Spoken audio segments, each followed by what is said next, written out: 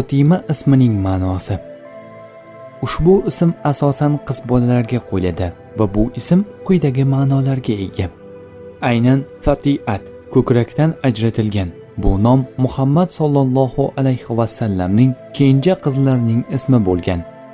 Egizak qizlar tug'ilganda katta farzandni Fotima deb nomlash millatimizda urfga aylangan. Shakllari Fotima bibi, Fotima bono, Fotima oy, Fotima xon.